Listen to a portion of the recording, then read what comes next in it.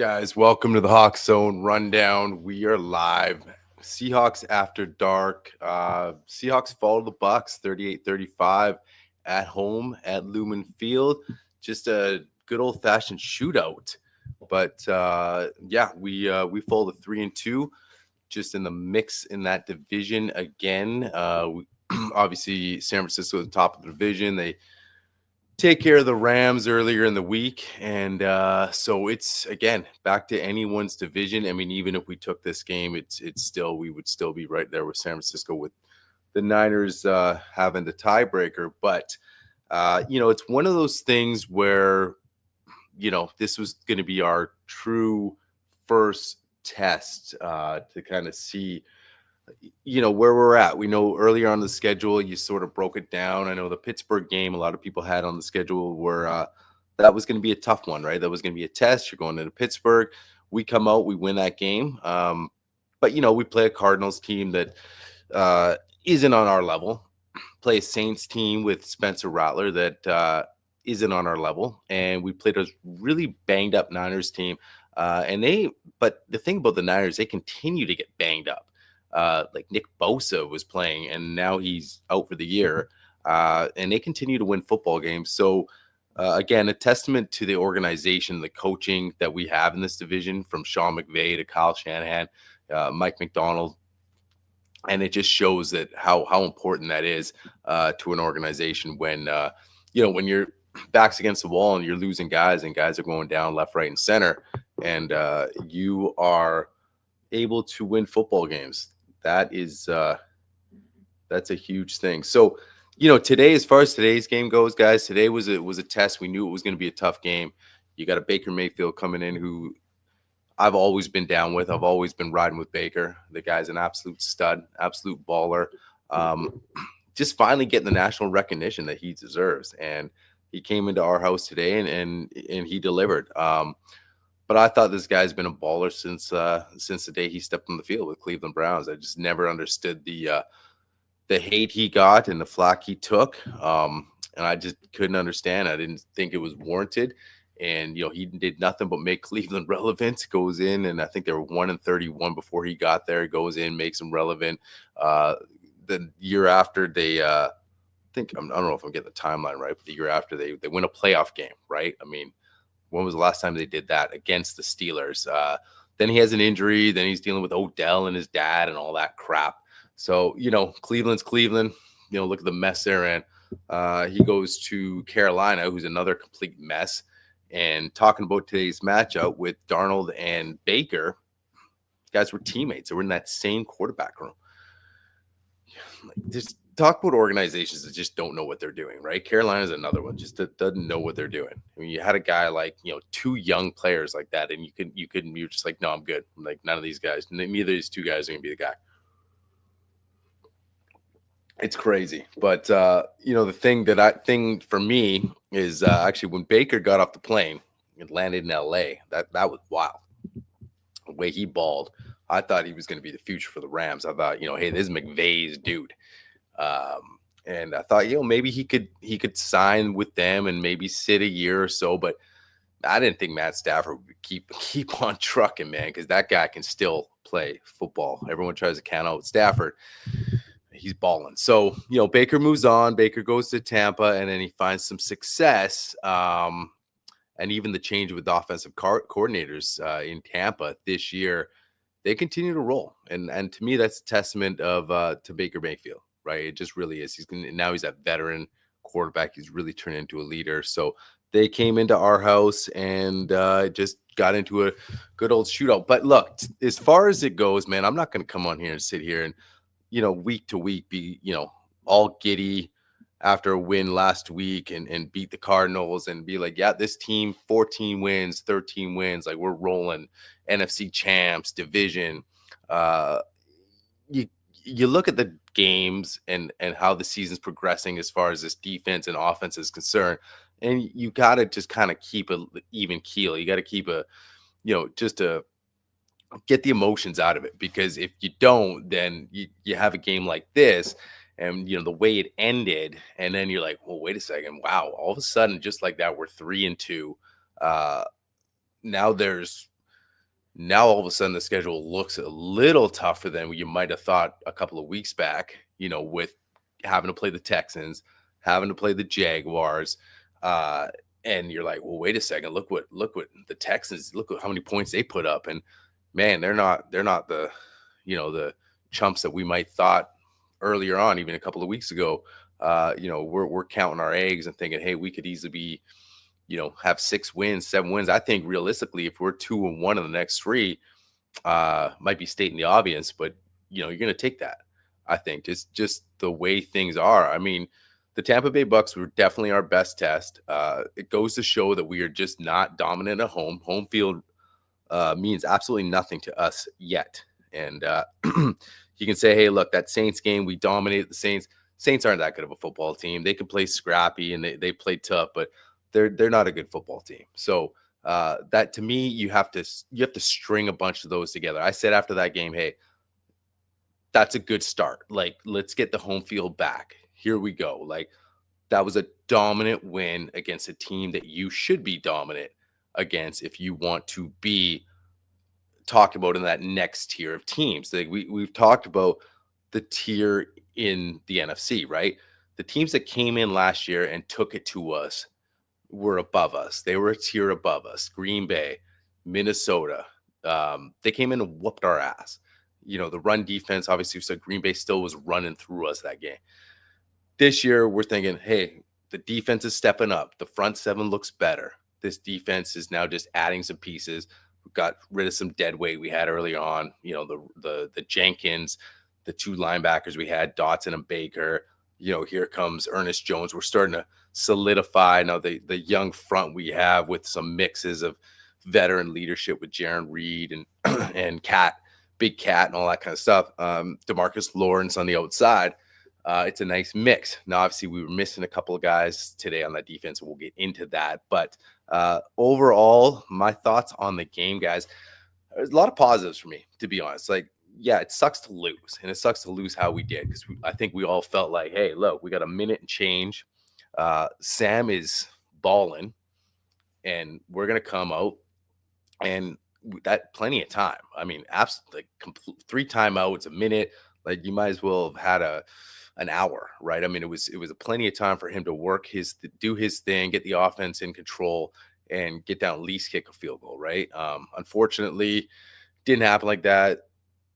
Gets hit when he throws, bounces off the dude's helmet, pick. We all know the ending. But pauses, man, for me, like, just going down Sam's stat line. Let's go through the stat line real quick, guys. His like 28 to 34, 341, and 4 TDs. And down 13-0 in the first half. So down 13-0 deficit the first half, coming back, getting the lead, taking control. And when I'm watching Sam Darnold, guys, all I see right now is confidence and poise. That excites me to watch a quarterback just feel like he can control this offense, and he's not really getting too high or too low, but he's making the plays. And the chemistry he's had with JSN out of the gate is super impressive. Like, we all know JSN, really good route runner. That's going to help your quarterback out immensely. But to be on that same page, and the way this offense is all about timing, and the way he's just boom, boom, 1-2, balls out, and he's just clicking. The ball is there. Like, JSN is a number 1 receiver. He's emerging to be, I'm not going to put him as elite, but he's getting there. He's looking like he's starting to take those steps. Jason's never going to be a burner, but there's been a few times this season, today again, where he's hit that downfield. Like, Sam and him would connect on that downfield ball, and you watch the separation. He's not getting a ton of separation. They say, hey, look, if you're 1 yard ahead of the DB, you're open. But again, quarterback's got to hit you. Jason's not going to have that 6th, 7th gear where if that ball's just a little out of reach, all of a sudden there he goes and he puts on the afterburners and he gets it. He's not that dude, but he is your ultimate professional route running receiver. And if he's in a spot, Sam put it on him. And That's what's so impressive to me. That deep ball, that ball was um, right in there, like right on the money. And JSN comes down with it, makes a great play, runs a great route, all that. But it's a connection Sam is having with all these receivers. Uh, so not only the stat line, like for me, I'm not the biggest stat guy. Like stats, yes. To me, there's so many stats that can be skewed. Like throw them out the window. I don't care. Um, our former cornerback Geno Smith, like all I kept hearing is completion percentage, completion percentage. Like who cares? Like what else is going on with that? Because you can have a guy that just checks it down, plays it safe, does all this stuff. You can have a high completion percentage. Geno Smith also led our team in red zone interceptions, and he's continuing the trend. I think that everyone now sees that in Vegas. Like it is, he's probably going to set a record for picks, but it's like, um, he just did so many other things that to me it just erased some of the other statistics, right? So with Sam, not only is his completion percentage good, but it's everything else he's doing. He's looking after the football. Now, yeah, today, we did get fortunate. The one could have been a pick, legal hands to the face. It was hands to face. It was questionable. We got fortunate there. The other one, I can't remember who the lineman was, went through his hands. That was tough. We were backed up. But again, one pick on the stat sheet. He's been smooth. He's been accurate. He's been poised. So I'm taking pauses away. I think if you said to me at the beginning of the season, look, this is what the Seahawks offense is going to look like by week 5 or game 5, I'm taking that because I didn't think we would be here at this point. I didn't know what to expect from Torrey Horton. I didn't know what to expect from JSN or Sam Darnold or Clint Kubiak. I mean, it's all the above. The offensive line, we all know that was the story of the last decade. This offensive line is starting to form some stability. And you're talking about young guys, Gray Zabel, year 1, Jalen Sendell, year 1 starter, Abe Lucas, back from an injury. Bradford played pretty solid. Like Vita Vea, what did he do today? Like Sam had some pretty good protection. The running game, we're talking about a Bucs team that second in the NFL against the run, I think. They did a pretty good job. Walker had a couple of big time runs, some hard runs. Sharps ran hard. I was impressed from what we got out of the run game. And I think that's just going to continue as we go on with the season. So, like, I love what Clint's doing. I love the different looks. What can you say? Derek Young getting involved a little bit. Like, when can we say that was happening in the past? Since Derek's been on this team, right? Often on the practice squad. Does he make this team? He made this team. He's looking great in the special teams game.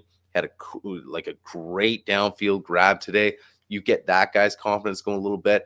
Get him mixed in a little more. Look, my opinion, I'd rather see a little more Derek than Jake Bobo, and that's me. Like I'm cool. Like Jake Bobo for me, I'll take him or leave him. I mean, that's just. What do you guys think? Toss in the comments. Throw the comments in. I want to get some comments tonight, man. We're just gonna be chilling, hanging out, talking about this game a little bit. I mean, this is just Seahawks after dark. Talking about this team that really we're only 5 games in, and we can't even get a true evaluation of this team yet. But what I'm seeing early on is I'm excited for this offense. This is an offense to me now that I can sit back and just enjoy watching. I'm not like, is Sam going to turn the ball over a little bit? Sure. Like I think every quarterback's going to, but you're talking about I don't have to watch bad decision making. I haven't seen bad decision making. Have I seen a couple of interceptions? Yeah, but I haven't seen like consistently bad decision making. And I don't know about you guys. I know there was a camp of Hawks fans that were blown away when we didn't sign Geno Smith to a huge contract, or how do we trade this guy? I was in the camp, and you guys have seen it on the show. I didn't come out and say it, but I was happy that we were done with the Geno Smith era. I think we have a guy who's a lot younger, who can be a better leader, and who's got more talent, quarterback position. Just no question about it. He's got more talent, and he's got more upside. This kid is 27 years old. if some of you guys are here that unfamiliar about biology, that's your prime. You're just getting into your prime as an athlete, like 27, 28, 29, 30, 31. That's your prime. So he's just hitting his stride. He hit his stride last year. Now he's coming over here. And what was the thing about it? Oh, well, yeah, he's just not going to be the same guy because he didn't have Justin Jefferson. Like, yeah, if you don't have Justin Jefferson, you can't be a good quarterback, right? It's like, no, he has a good receiver. His name's JSN. He doesn't have the physical attributes of Justin Jefferson, but he's a damn good receiver. So, and also, like I said, I figured like this is going to be kind of by committee, this offense. And it kind of is. You sprinkle in a little Cooper Cup, right? Now, all of a sudden, here's a little bit of Torrey Horton. Torrey Horton's starting to emerge. We talk about that 4th and 2. And that's another thing I want to touch on. Mike McDonald, we saw it. I think he learned his lesson in San Francisco when it was like, okay, well, wait a second. This is supposed to be a team that's going to start to go for the short 4th down, short yardage stuff, not just selling for the field goal, especially 4th and 1, 4th and 2. And, in that situation, you could easily say, no, let's settle for the field goal. But he said, nah, let's go. Like, I got ultra confidence. Sam's slinging it. Sam's balling. I believe, now I'm letting Clint, I trust Clint a little more. This is week 5. We need 2 yards. We got a lot of different looks.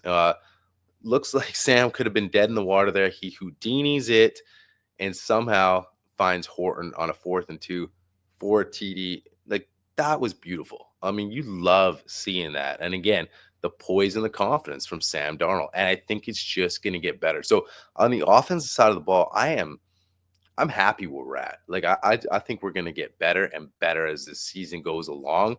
I trust in Sam Darnold. I trust in Clint Kubiak. I think the running game will get better. And this offensive line will continue to get better.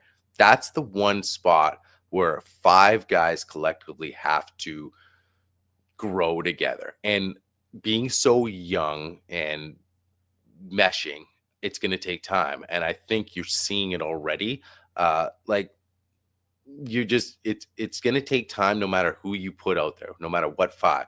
But because these guys are young, I think they got time to really grow and emerge as a unit. And I believe in the coaching staff to get them there. So I think there's a lot of positives. I don't see a lot of negatives in the offense, to be honest with you. I mean, we had 35 points today, guys. I mean, to me, that was that's more than you can ask for. On the defensive side of the ball, I mean, we had guys out, right? You're talking about no Spoon, no Julian Love, no DeMarcus Lawrence, who's been great in the run. And then guys going down later at the end when it was all said and done, no Reek, no Hall. So that's a lot of holes to fill. That's a ton of holes to fill, man. So, I think overall, Ty Okada is a bench guy. He's nowhere near a starter, so he was out there. Guy plays hard, but he's not good in coverage. Pritchett, complete bench guy. The 3rd and 14 that Baker absolutely slung one in on the post. Pritchett was on coverage. Great ball by Baker. Like, it's not like Baker had to put it there, but Pritchett was a couple of steps behind on it. Again, I'm not knocking Pritchett. I'm just saying this is who he is. And so what does that say about the Seahawks? They're not as deep in a lot of these positions that I think maybe we thought, like when the defense is playing and when they're playing some subpar teams, the New Orleans Saints, the Arizona Cardinals. You see some good things from the defense and you're like, yeah, no, these guys are good. But what happens if an Ernest Jones goes down? We've talked about that linebacker spot the whole offseason. Like, man, Tyrese Knight, is he the guy? And then as the season starts, we're like, no, maybe, he is struggling. And then Drake Thomas is taking more reps and, he's not that guy. And so now you have the other spot there where it's like, okay, it's pretty thin. Now if your main dude Ernest goes down, I mean, you could be really feeling it. So that's concerning depth wise. There was a lot of holes to fill. But again, when you got a lot of holes to fill and you got a guy that I heavily believe in Baker Mayfield, I think he's an absolute stud. Uh, that he's going to pick you apart. So it was one of those games, guys. It was a uh, it was a gunsling show. It was just a shootout, right? It's one of those sometimes that things just get rolling and you're going to go back and forth. Sometimes those are fun to watch, right? You love a good defensive game, but sometimes the shootouts are fun to watch. We had the ball with a minute and change. Uh, if we win the game, we chalk it up like, okay, the defense missing a lot of dudes. We got out of there. We're 4-1. We're 3-2. It's the NFL, man. I mean, that's what it comes down to. It's the NFL. It's such a fine line, right? People get so caught up, right? We're 3-1. It's like, man, yeah. Buddy said 13 wins. Former guy on this show said 13 wins. He's doing another podcast now. He said 13. I was like, man, that's high hopes, bro. I really still think this team, if they get that 11, I think you're trending in the right direction. And I think because of the brand new offense, I really thought even 11, because there's so many question marks. Like how are you, unless you just think this defense is going to be number one in the NFL, it's such an unknown offense that it was hard to even. The 11 was the ceiling. Anything else was bonus. But now you're sitting at 3-2. You play a Jacksonville Jaguar team that is playing good football. You're playing a Texans team that all of a sudden is better than you thought. So those aren't going to be easy games. Where are we going to be sitting? Where are we going to be sitting going into the bye? That's kind of where I'm looking. Let me pull up the schedule here. Another thing, guys, throw in the comments what you guys think, but I'm elated with AJ Barner's play. People were talking about, and I said it too on the show a lot. I said, Noah Fant, just for what we're paying him, we're not getting the production. And the way Barner came on, we bring him in. He's supposed to be this blocking tight end. All of a sudden, he's doing real on the passing game. It's like, oh, wow, where did this come from? He's just taking that next step. And his confidence, man, he just looks like, hey, this is me. Give me the reins. I'm going to run with this. I'm going to be a dominant. I'm going to be a dominant tight end. And then that gives Elijah Arroyo time to just fit in, get in the mix. He's a rookie. Another positive. Let's talk positives. Nick Emenwari back from injury. Great to see him in the lineup, getting reps. That was good to see. We weren't winning in the trenches on the D line. That was a little concerning, especially with the Bucs banged up. I know Lawrence was out. But again, you figure you needed some other guys to step up and say, okay, let's bring the heat on Baker and make him uncomfortable. That was the thing about Baker. He was comfortable. He was a little too comfortable. And if you give a guy like that, time in the world, it's going to be hard. And you saw the Baker's line. I mean, the dude's a hell of a football player. And I'm just, again, when he doesn't play the Seahawks, I'm always going for the dude. But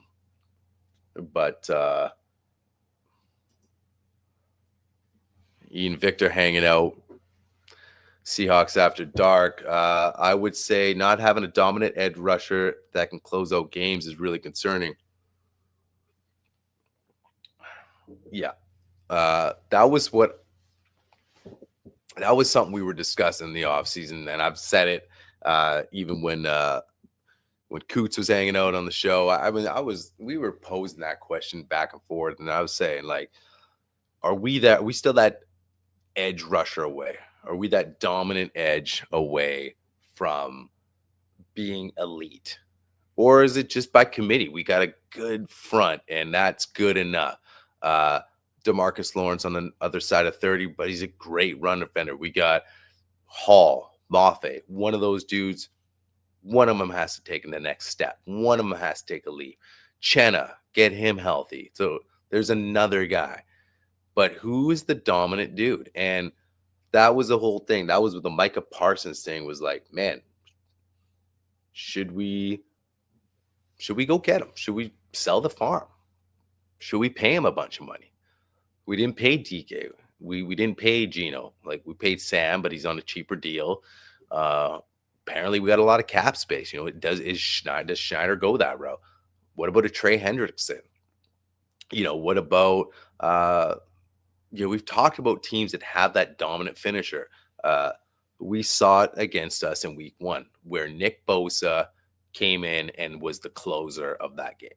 And that is a dominant finisher. And we don't have that.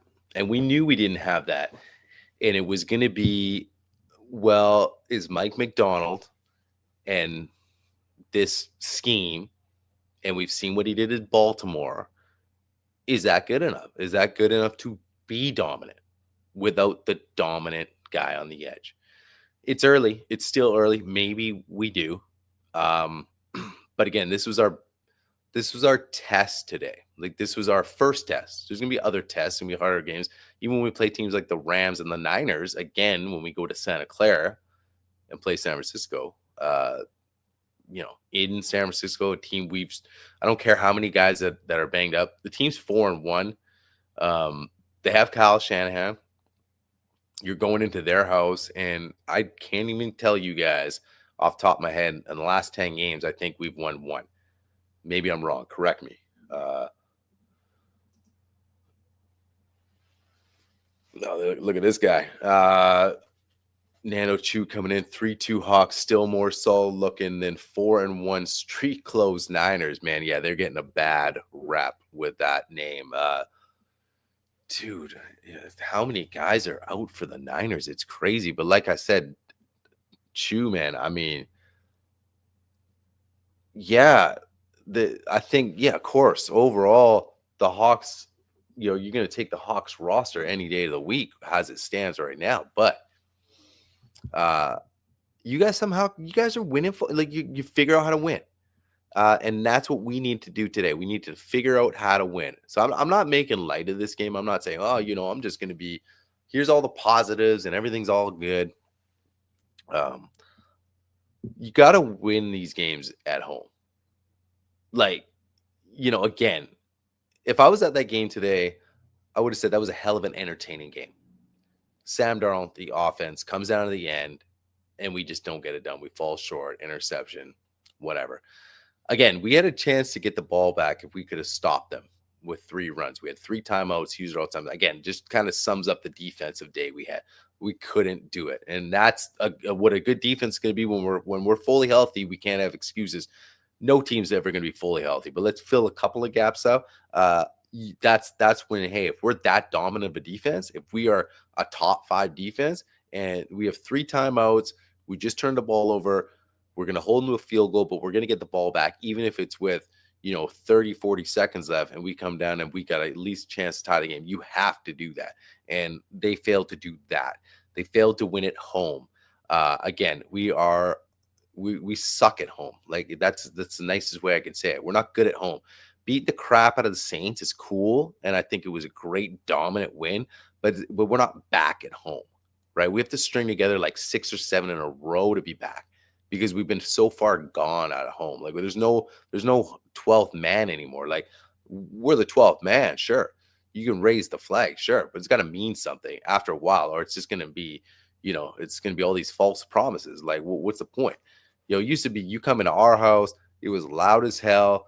You're going to be false starting like crazy. The false start discrepancies, like, it's not even going to be close. You're coming in our house, it's going to be like 10-1 false starts.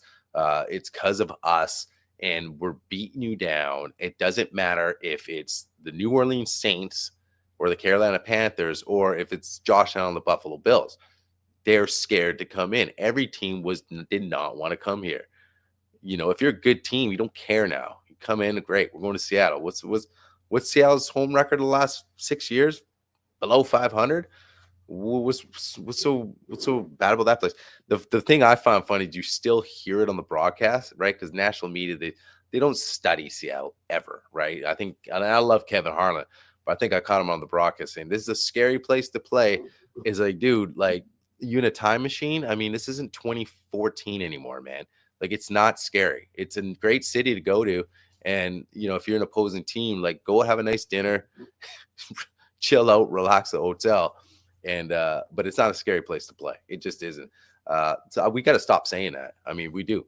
And I love the city. Obviously, I love the Seahawks. But I'm gonna be real. Like it's not. I'd honestly rather than play away games right now because we're better on the road. Like like we're just better on the road. What advantage do we have at home? There's none at all. Maybe there's more pressure until this team develops and realizes, hey, no, we're killers at home. But it's not just that. You got to be good. Everything's got to be sound, right? It's not just, hey, we think this, we are this. So until that happens, home field is absolutely nothing. So again, guys, the whole ticket sale, selling your tickets, blah blah blah, crying the fans are selling their tickets. You got to be dominant, right? Or it's going to continue to happen. So yeah, I mean, Saints aren't good, but they still beat the Giants. Well, look, I mean, so you telling me the Giants are good? I mean, come on, dude. Guys, if you don't know, last week I came on and I'm a Jackson Dart guy. I wanted the Hawks to grab Dart. I said that when we were doing mock drafts and talking pre-draft stuff before the draft. Dart, I was like, this kid's a baller. I want him on the Hawks, just like I want a Baker Mayfield, a Seahawk, before we re-signed Geno when Russ went out the door. Baker was available, and I'm like, give me that dude. That dude's a baller. Give me Jackson Dart. Give me Jackson Dart. There's something about him that I like. Like, I don't know. There's something about my quarterbacks, kind of like a little swagger, a little confidence. Wear it on your sleeve a little bit. I don't mind that. Jackson Dart has it, man. Rockman, what's up? Yeah. No, you're right, dude. Like quarterback for a secondary, massive loss. There's no question about it. No question about it. Not only is the guy a baller physically, but he's a leader and he's smart. So it's a bigger loss, more ways than one. And then when you got to roll out Ty Okada, like no knock on the dude. He plays with heart. He plays hard. He tackles. Like he hits and he tackles, but he is a step too slow, a step behind. He's not the guy. He's a backup. So he's a guy that comes in on emergency. He's an emergency guy, in my opinion. Like when you're seeing Ty Okada getting a lot of reps, that's a bad sign for your secondary. That's a real bad sign for your secondary. So again, we got to get him back, man. We got to get him back.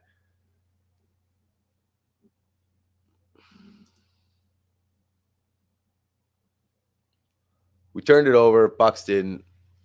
Yeah, I mean, that's usually the name of the game, right? That's usually the name of the game. But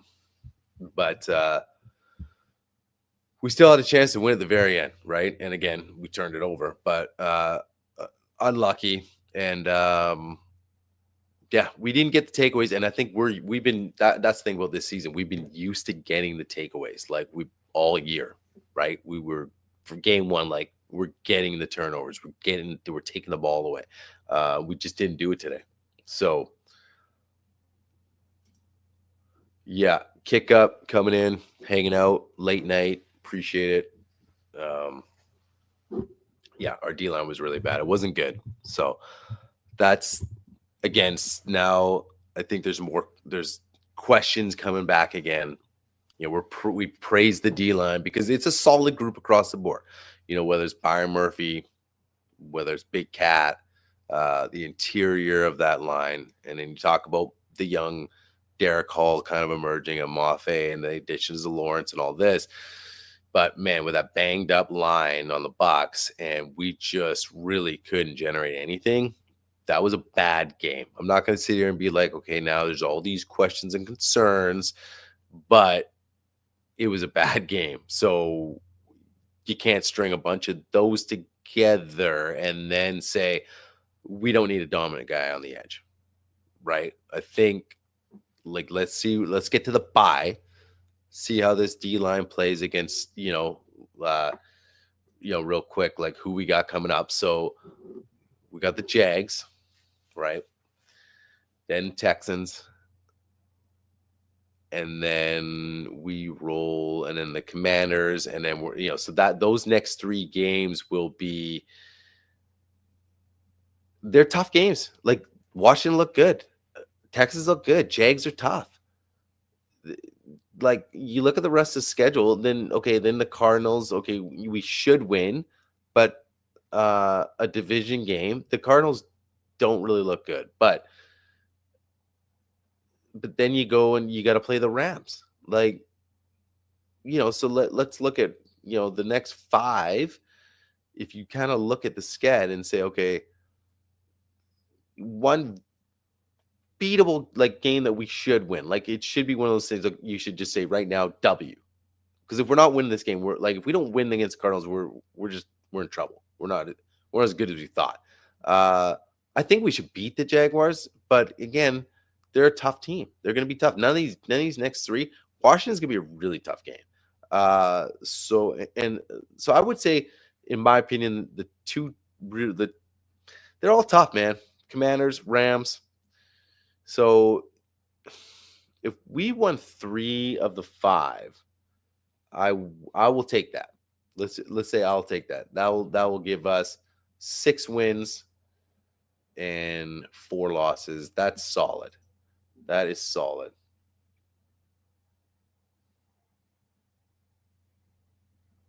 All right, here we go. Love it. Bucs fan. Best game of the season so far. Thrill for my Bucs, but you guys should feel real good about the Hawks. I would not be surprised to see Tampa and Seattle in the NFC Championship. Noah, man, appreciate you coming in. Hey, that's a positive Bucs fan right there. No, not hating, praising.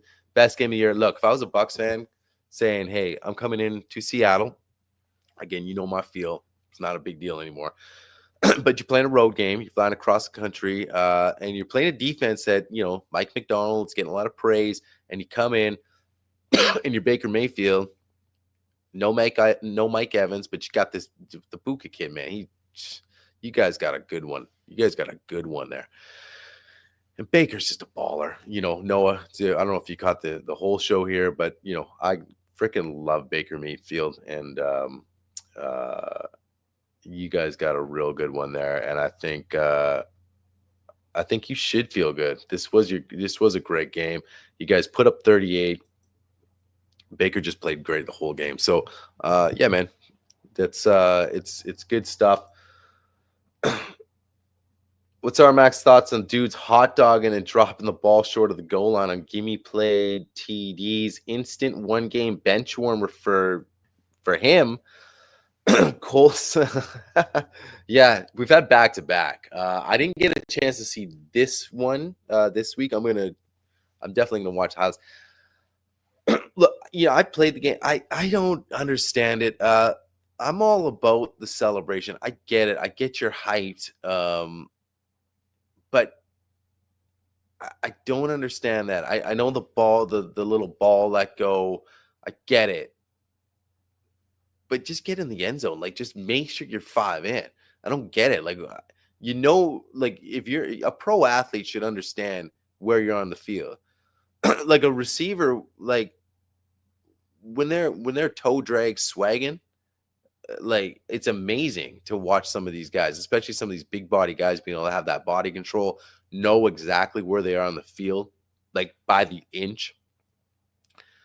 So if you're taken to the house, or you're you catch a bomb or whatever it is, and there's no one around you, you be like, all right, like, time to show a little swagger. You should know where the goal line is. Like, even if you're just hyped, like, you should know. I'm still a little too close. I don't get it. I that one blows me away. I mean, Deshaun Jackson back in the day was the one I still remember real good.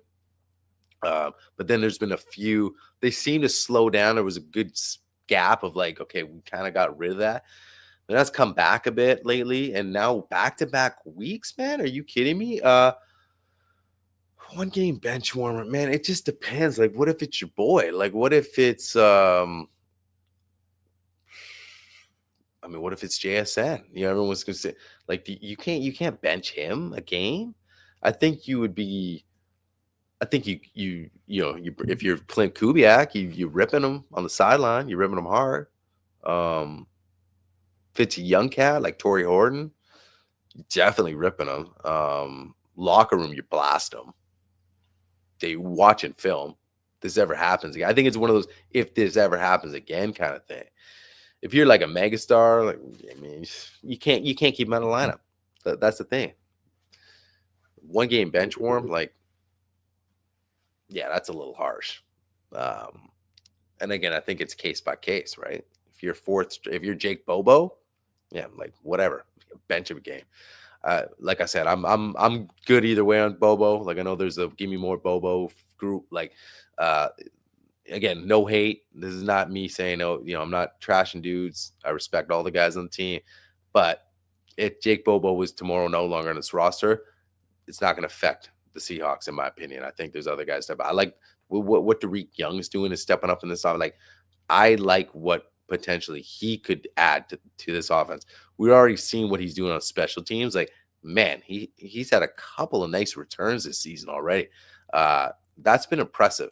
George Halani today, nice little return game. Who else? Who else is? Let me just take guys. I had some notes. We're just kind of going through stuff. We talked Marner. We talked Sam. Guys, jump in the comments real quick. We're going to hang out another 10, 15, whatever. Talk about the quarterbacks, guys. Talk about, I'm not bringing up old stuff, but it's not that old. There was that huge camp that were just blown away that Geno Smith was no longer on his team. And how can they do that? And oh my God, Sam Darnold, what a bum. The last 2 games in Minnesota. He's trash. He's the old Sam. You guys see what Geno Smith is doing down in Vegas? Did you guys see what Geno Smith did in Seattle last season? And the problem I have with Geno it was the defenders of Geno, the excuses. There was always an excuse. Yeah, he led the league in red zone interceptions, but it was because of this. Yeah, he made bad decisions, but because it was this. It's because he had Ryan Grubb, or his offensive line wasn't really good.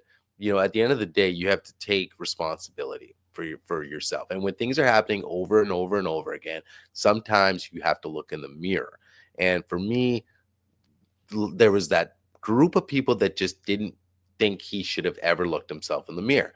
And that was a problem for me. And I really thought that the trend was going to continue no matter what happened.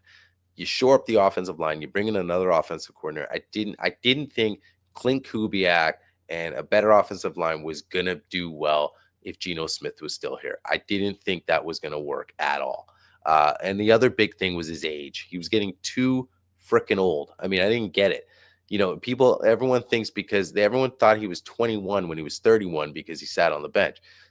Father Time's undefeated, right? There's a reason why they don't draft 33-year-olds and be like, oh yeah, well you haven't taken a hit. You've been hanging out. You're a freaking athlete. You're good till 45. It doesn't work like that. Just because Tom did it, we're talking about the greatest of all time here.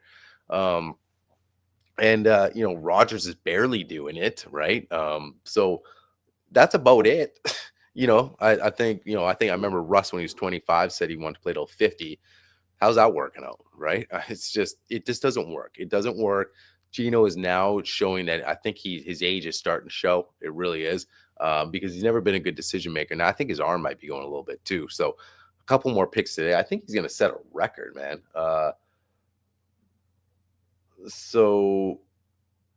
Here we go. Kick up, hanging out, still hanging out. Wonder if we're going to get Trey Henderson. Yeah, we'll see. Going to be interesting to see if we make a move at the deadline. John's been notorious for making some nice mid-season moves. Big Cat, with one of the latest. No, Ernest Jones is the latest. So you talk about back-to-back right there. Look at the mid-season moves John made. You talk about two ultimate leaders of this defense have transformed this defense. Julian Love on the back end. Now that wasn't a midseason, but Julian Love on the back, on the very back, up the middle. Then you got Ernest, and then Big Cat. But two of the three guys I just mentioned were mid-season moves.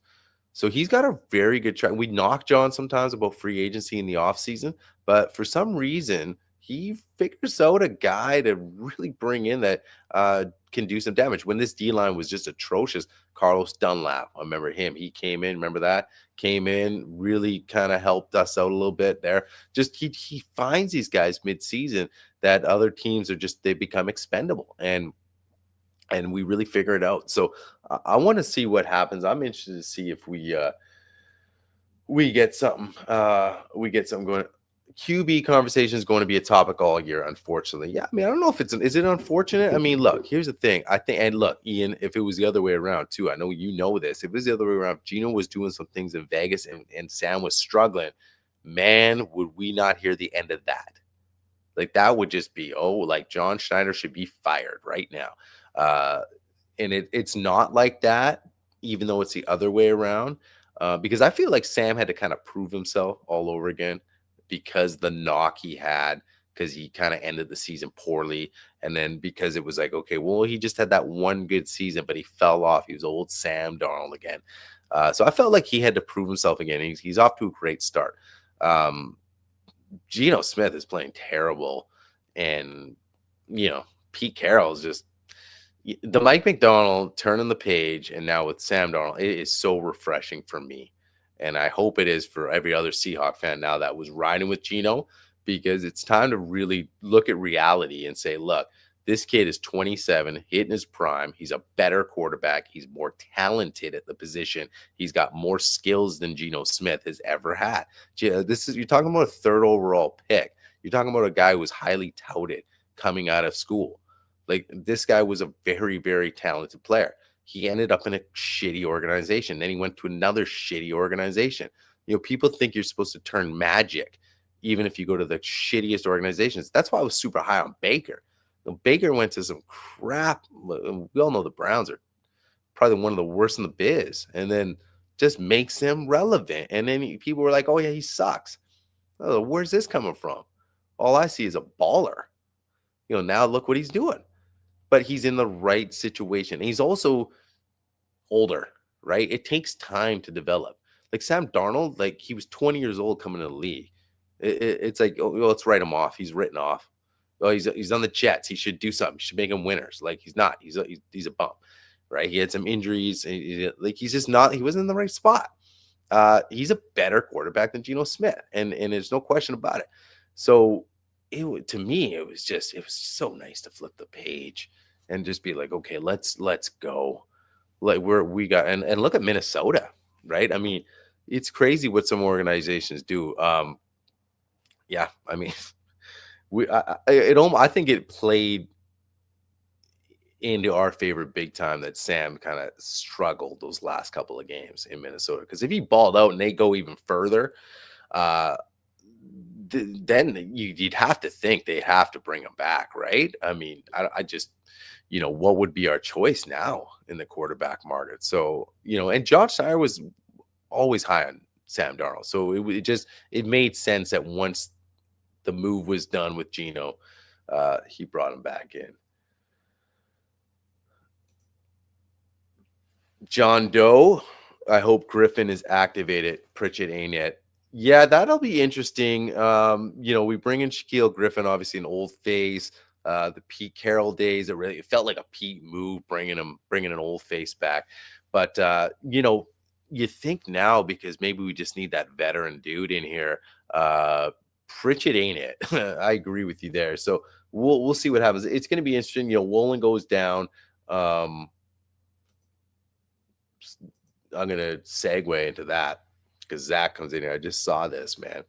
I think it's time to stop yapping about trading Woolen. Secondary depth isn't good enough for that. Also, Bradford needs to be depth, not starting. So start with the Woolen. Yeah, man, it's the rumors were heating up hot, right? They were getting hot. We've obviously talked about Woolen. Everyone's talking about Woolen, like, the mental mistakes and this and this and this. But do you have that luxury to do it, right? Mookie was on the show a few days back. We were talking Bucs. We were talking about how this team's looking, and Mookie said, "Look, I'm not saying we're gonna break the bank for this kid, but the way we're sitting now, what would this team be like without him in the room?" Right? Devin Witherspoon, better inside. If you take away Woolen, I'm not saying height's everything in that position, but again, now you have no height, no length. You have Devin Witherspoon, Josh Jobe, all real small guys, great players, physical players. But again, um, Reek's cover guy, right?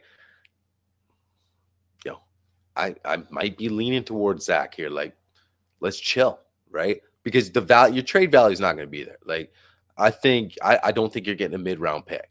I think I don't think the value is there for Reek. So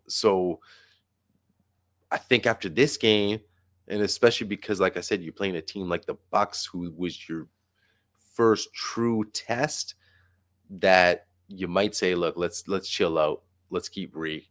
Bradford needs to be depth, not starting. Yeah, well, I mean, the tough part is you're always going to have one hole, right? I mean, at least last year there's so many other questions, right? I mean, Lucas was out majority of the year.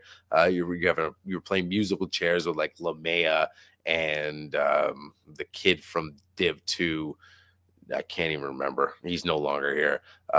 Then the freaking Christian Haynes thing. Is this guy gonna be right? Da da da da. So I'm cool and content right now with the 5. I understand Bradford might not be it long term, but he is at least played decent. Like, I'm not gonna be like, yeah, you just can't be perfect on that line.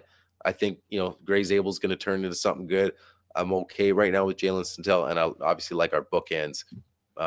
So that's that's what you can do there. Yeah, we can't train Woolen. Sam's 28. Same shit. 27, 28, whatever, man. Like, you're in your prime. You're a stud at 27, 28, 29. Yeah, so that's about it. Lost camera. We're getting out of here anyways, guys. But found it today what we look like without Woolen. Baker lit us up from the moment Woolen left. Yeah, Baker's balling. So, so let's just yeah. Last one right here. Stop sipping on that empty magic bullet. Hey man, listen, that's that's some coconut water. I'm still thirsty, so I thought I had a little more left here. I got to get a couple more in here. The camera shut out on me, guys. So if anyone's out, we're audio, man. Gino Reclamation Project officially over. Crash out. Suns 1Z, man. Appreciate it. Guys, that's it. Look, we're going to get it. Baseball. Our max thoughts on the Jays run of the World Series. I don't know, man. I'm not really a Jays guy, so we'll see. Baseball playoffs, we're in the thick of it, though. So, look, let's take care of business. Let's get back to the drawing board. And let's go finish off, and let's go get these Jags, get back to business, get back on the winning side. Appreciate everyone hanging out, chiming in. That's it. Go Hawks.